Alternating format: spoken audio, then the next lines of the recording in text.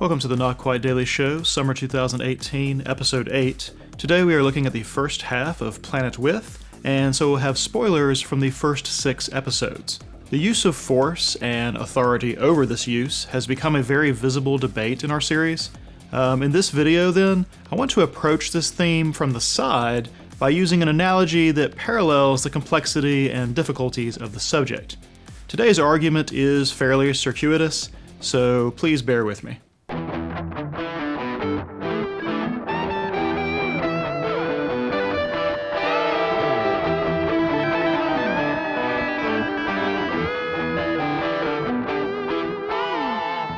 Planet With is about drug addicts.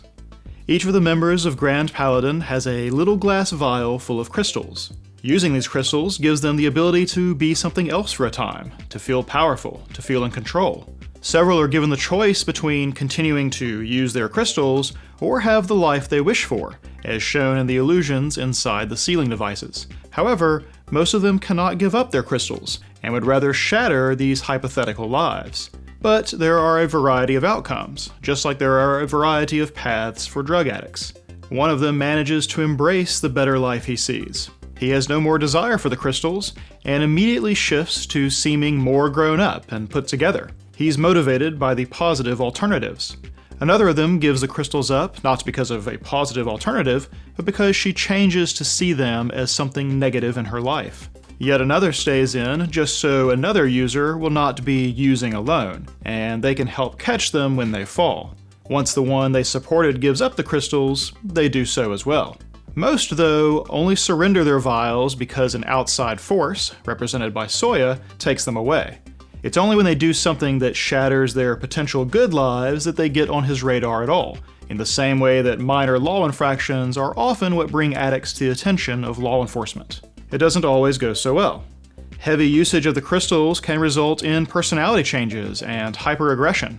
2 of them held on too tightly, resulting in a spiraling loss of control and increasingly extreme actions. One of them is saved because a friend forcibly interjected into her life. This is basically an intervention, and here the authority, represented by Ginkgo, is aiding rehabilitation rather than enacting punitive measures. The other, though, is not so lucky, even despite his own father urging Soya to intervene.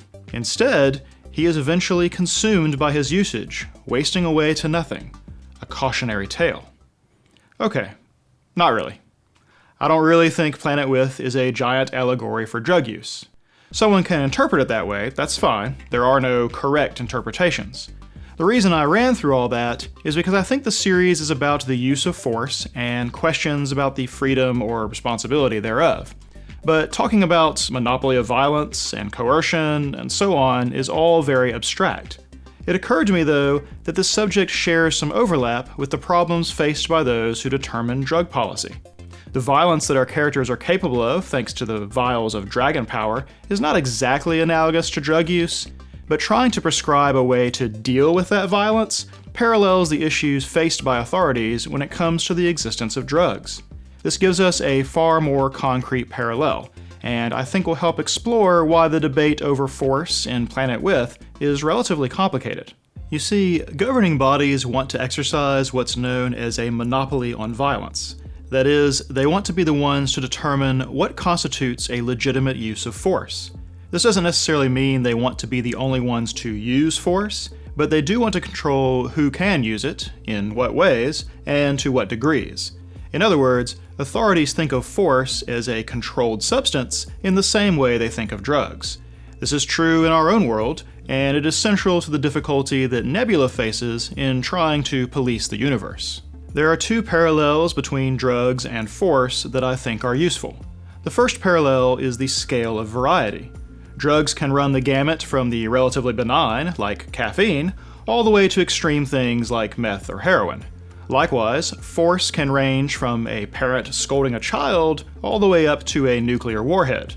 Few authorities allow or forbid all instances of drugs or force.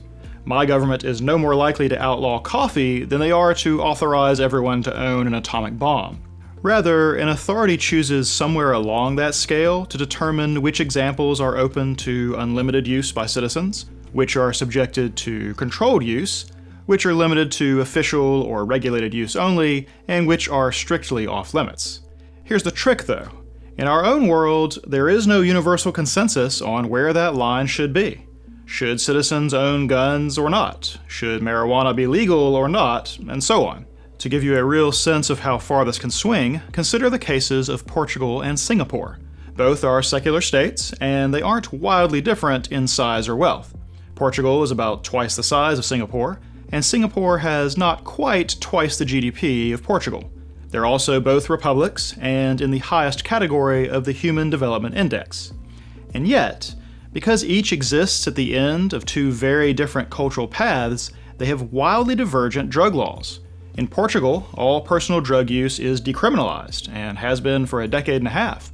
Drugs aren't legal, but you don't go to jail. In Singapore, drug possession over a certain threshold means compulsory execution. Get caught with, say, 2 ounces of morphine in Singapore, and you face a mandatory death sentence. Why such a disparity? Well, many reasons, but one of the central issues with drug policy is related to our second parallel, and is why I find comparing drug control and force control beneficial for our understanding. The second parallel is that the use of drugs and the use of force affects individuals in different ways.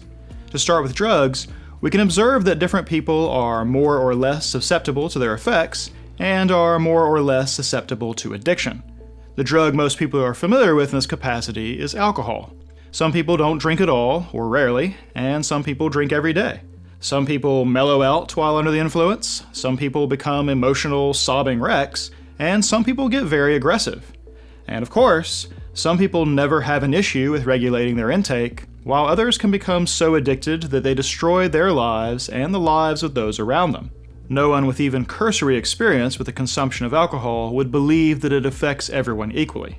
You can imagine how difficult it is, then, to craft a single policy to govern all of those possible end uses. Any law could look too lenient or too strict, depending on which individual result you focus on, and which individual is doing the focusing. This, of course, is the very same problem with prescribing restrictions on the use of force, and is the whole reason I've chosen this convoluted drug analogy. Different people react differently to the ability to wield force. Some parents handle discipline of their children without ever raising their hands, some use some mix of corporal punishment, and some have no idea where the line crossing into child abuse even is. Not everyone can be trusted to wield force over their dependents. Likewise with more official uses of violence. There are police and soldiers who adhere to strict discipline and rules of engagement at all times, and there are some who have beaten or killed with little provocation. And it turns out that just like with drugs, some people will find the use of force highly addictive. This isn't limited only to violence. I'm sure most of you can think of a boss or a teacher or a hall monitor who positively delighted in wielding authority over others. Exercising power for many people initiates a dopamine release very similar to the use of drugs, and with a commensurate potential for addiction. Hitch such an addiction to a propensity for violence, and you might have a real problem. There are people who can be trusted to own a gun, to grab a beer after work, or to be in charge of other people, and there are people who can't be trusted to do any of that. How do you aspire to write a single set of rules to govern those different sets of people? And who gives you the right? That leads us to the problem for our various factions in Planet With. Even if we only look at the specific example of the dragon's power, we have a number of different conclusions. Most of the members of Grand Paladin believe they are protecting Earth, and want the power to challenge the invaders. Takashi wants to use the power to create a monopoly on violence for the whole planet, enforcing peace on all of humanity.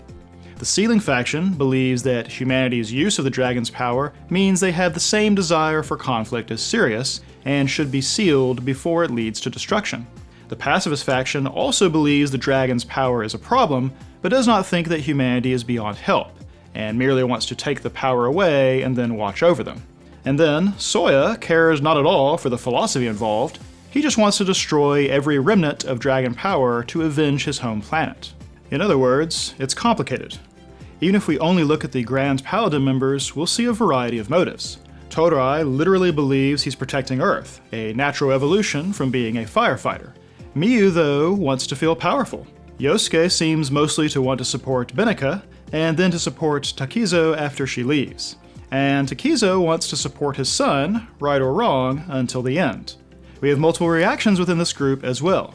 Judgment was content to give up the power in exchange for his fantasies, and is now sealed.